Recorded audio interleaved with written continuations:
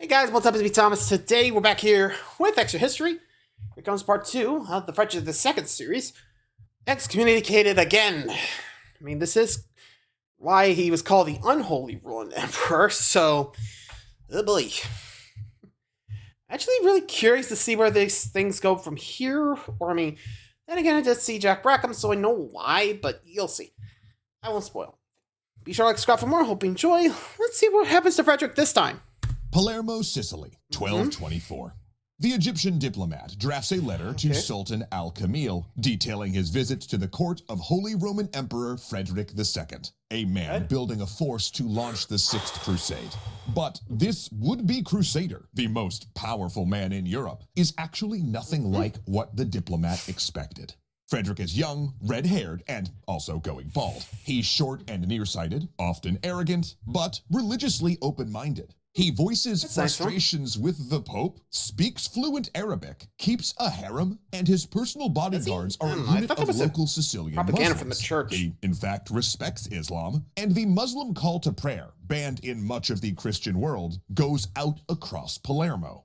The emperor is also interested in Arabic scholarship and engaged with the diplomat on recent academic writings concerning Islam, medicine, science, and especially animals. His private zoo includes lions and a giraffe, and the diplomat requests that al-Kamil sends an elephant, bears, and monkeys as diplomatic gifts. Because a Holy Roman Emperor who admires Islam and denigrates the Pope? Yeah, this is a guy the Sultan can work with.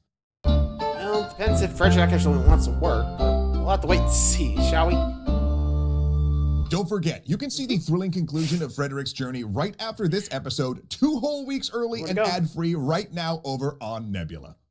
When we last left off, Frederick had just crossed into the lands of Germany, hoping to secure the title of Holy Roman Emperor before his rival Otto had a chance to re-establish rule. And he spent the next 8 years in Germany doing just that. This process took so long because Otto, while later to arrive than Frederick, still held a power base in northern Germany, the result of which was a split, with Frederick holding the south and Otto the north. Meanwhile, Otto continued to spur rebellions in Frederick's Italian territory to try to get him to return there. And despite being crowned King of Germany in both 1212 and King of the Romans in 1215, Frederick's path to the imperial crown was anything but easy. There were so many twists and turns, times when it could have really gone Otto's way. Like when Innocent III died in 1216, a pro-Otto candidate could have been elected pope, but instead the conclave elected none other than Frederick's old tutor, Cencio Savelli, who took the papal ring under the name Honorius III. Next, Otto managed to secure a powerful political marriage, which would have strengthened his claim beyond reproach, except that the bride died right after the wedding. Then, Otto himself died in 1218.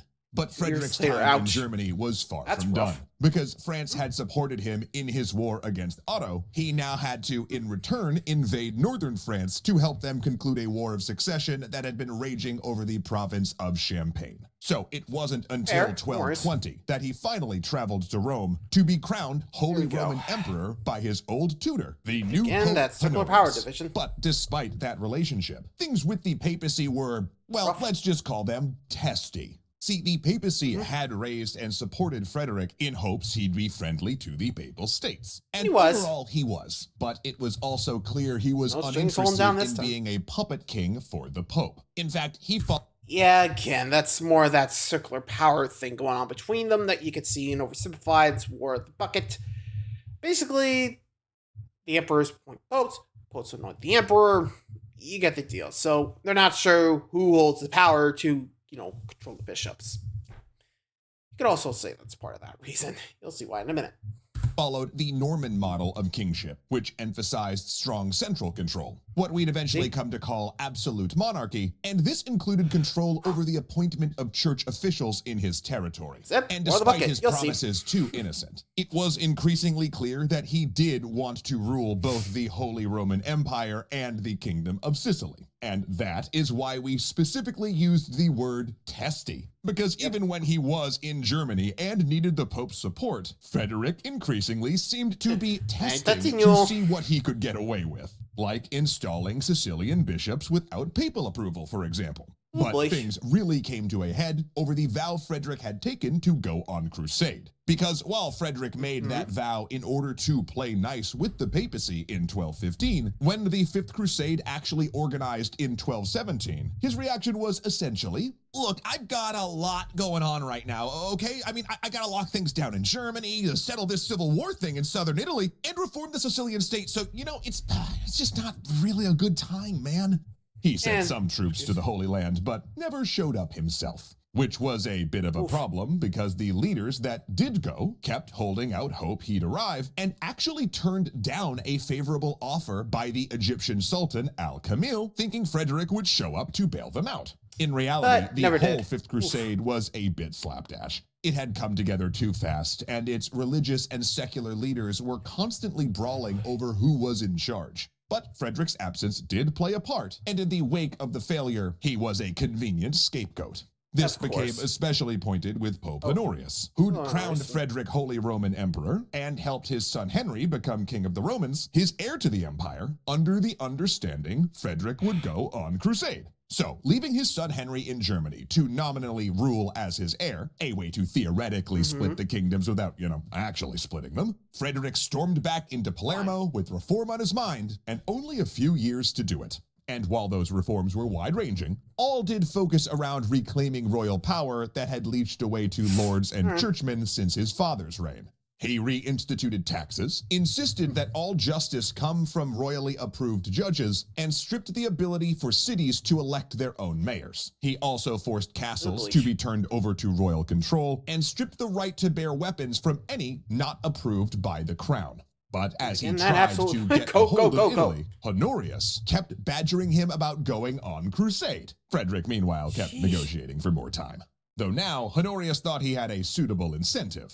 Isabella II, heiress to the Kingdom of Jerusalem. See, Frederick's first wife, Constance, had died of malaria in 1222, leaving him a widower at 25. And while the Pope knew Frederick wouldn't be personally interested in the 14-year-old Isabella, he knew he'd probably want to be King of Jerusalem. Why not? Jerusalem was not in Christian control, meaning Frederick would need to, you guessed it, go on crusade to claim the prize. Sneaky, sneaky, Mr. Pope.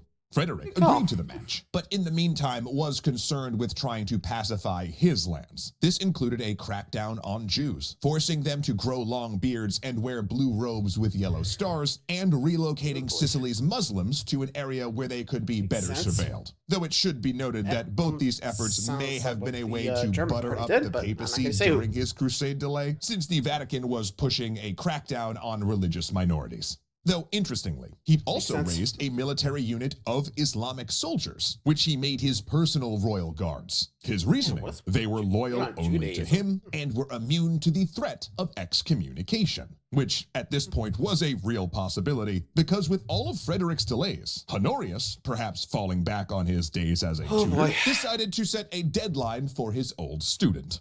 Frederick had to depart on crusade by August 15th, 1227, or suffer excommunication. Frederick took the vow, both of marriage to Isabella and fidelity to the devil, though neither went very well. First, the marriage was brief and unhappy. Upon meeting Isabella, he found himself more taken with her cousin and embarked on an obvious affair. Then, during their wedding, he crowned himself King of Jerusalem and capped it off by stealing all of her father's titles, deposing him.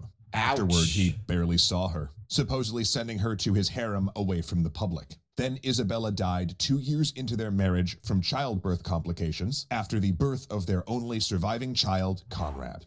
And so Frederick, Holy Roman Emperor, King of Sicily, and now King of Jerusalem, finally launched his crusading fleet in August of 1227, just squeaking under the Pope's deadline. Or at least the first wave did. Frederick himself would follow in the second wave in September. Despite the delay, though, he had done what he'd promised to the letter, raising 1,000 knights, 200 ships, and sending a large amount of gold to Rome in order to fund the endeavor. Heck, he'd even, as we showed in the opening, conducted some early diplomacy with the Ayyubid Sultan of Egypt, Al-Kamil. Except, well, he was only a few days out of port when his army started to get sick. Then his army commanders got sick, then he started feeling ill himself. Ooh. Now, historians are unsure of the actual malady that befell Frederick's fleet, though plague or cholera seem the most likely culprits. So following advice from his commanders, he landed at a port in Italy known for its qualities as a health spa. Now, had Frederick not delayed the expedition for a dozen years after his vow, he might have gotten away with this, especially had his old tutor Honorius still been in charge. But he'd died earlier that year. And while Frederick certainly had some friction with both Innocent and Honorius, his relationships with them were overall good. The new pope, Gregory IX, on the other hand, hated Frederick with a passion. Claiming Frederick was faking the illness, Gregory immediately excommunicated the emperor. And not just for the delay either. Like any bad fight with a spouse, Gregory drew up a huge laundry list of Frederick's offenses dating all the way back to excommunicated over being sick. Meanwhile, he discounted all reports of the illness in the army and demanded Frederick beg for absolution. However, instead, Frederick, now better, went on the crusade. Which, to be clear, was technically illegal now. An excommunicant was not a Christian, and no non-Christian could go on crusade, much less lead one. Yet Frederick knew that if he delayed further, any diplomatic headway he'd made with Al-Kamil would be lost. So he just straight up ignored the Pope and went to the Holy Land, briefly stopping on Cyprus where he unsuccessfully tried to claim rulership of the island before he continued to Acre. Meanwhile, back in Italy, Pope Gregory was furious at the emperor shrugging off his excommunication. In retaliation, he made plans to invade Frederick's territory and gave a public address once again declaring the emperor thrown out of the church in a sort of Animal House-style double secret excommunication. Wow. This did not go down well with Frederick's supporters in Rome, who whipped up such anti-Gregory feelings that the next time he led a service, the congregation barked back at him like dogs when he raised the communion host and started a riot that made him flee the city. So safe to say, Frederick's relationship with the new pope was not going great. But you know what was going great? Frederick's relationship with Sultan Al-Kamil. While the two never met in person, they continued exchanging diplomats and gifts once Frederick landed in Acre. Both had reasons to strike a deal. For Frederick's side of things, his position was uncertain. As an excommunicant, many barons in Crusader states refused to fight for him, though the Templars and Hospitallars welcomed his help while keeping themselves administratively separate to avoid angering the Pope. This on top of the disease and a series of storms wrecking supply ships heavily weakened his army and made it impossible to campaign traditionally. Meanwhile, it was increasingly clear that Frederick would return to Italy to find his lands invaded and in rebellion. Then on Al-Kamil's side, he was still dealing with some troublesome family quarrels that motivated him to bargain. So the crusade, this great war of the cross, involved essentially no fighting. Instead, Frederick entertained diplomats, collected more exotic animals, and sent and received lavish gifts. Frederick had arrived in Acre on September 7th, 1228, and by February 18th, 1229, 5 months later, he had a treaty. Christians would once again rule the city of Jerusalem, apart from the Dome of the Rock and the Al-Aqsa Mosque, which would remain in Muslim territory. They would also retain a channel to the sea, as well as regaining some territory lost after the Battle of Hattin a generation earlier. And lastly, there would be a 10-year peace. And in March, he entered Jerusalem and crowned himself its king in the Church of the Holy Sepulchre. Frederick had succeeded. Despite excommunication, he'd led a successful crusade that had regained the Holy City through diplomacy, where force of arms had failed only a few years before. And he had done so without killing a single man in combat. So, was the church happy? Oh, absolutely not. In fact, they were once again furious. The military knight orders hated the agreement since it left both the Temple Mount and many fortresses in Ayyubid hands. The Pope hated it because it ceded too much territory and suspended crusading for 10 years. Plus the local barons hated it because they didn't believe the redrawn kingdom was defensible. And most of Europe agreed. After all, the point of a crusade wasn't to talk to the enemy, right? Frederick was acting like gaining victory through politics was desirable. But this was a holy war, remember? Horrific bloodshed and slaughter was kind of the point. I mean, that's the part that people liked. You weren't supposed to go hang out with the heathens, talk about science, recruit a bunch of Islamic courtesans to your personal harem, and then strike a deal and come home? This is a bold strategy, Cotton. Let's see if it paid off for him and the Sultan. Well, actually, those on Al-Kamil's side hated the deal just as much, if not more. Which, you know, might suggest Sounds that you like more of the actually mindset of the time compromised than fairly well actually, when you think about it. you know, But in through. the end, Frederick had set a major precedent. By proving he could run a crusade without papal support, he had broken the Pope's power over the crusades, and future endeavors would happen largely under secular control with political aims. So, when Frederick landed Considering the back in excommunicated Italy, guy having got not told further than the Gregory ones he was that returning, were part he of the was church? doing so as You blame both him? the most successful crusader of his generation and also the most reviled. And he was landing in preparation for an open war with the Pope. Now, if you don't want to... Yeah, that does sound about right for them. Jeez. Again, poor Frederick. Just trying to do things differently, and everyone hates him for it. And even if it works, they're still hating on the guy. That's gotta be rough. Well, anyway, thanks for watching, guys. Adios.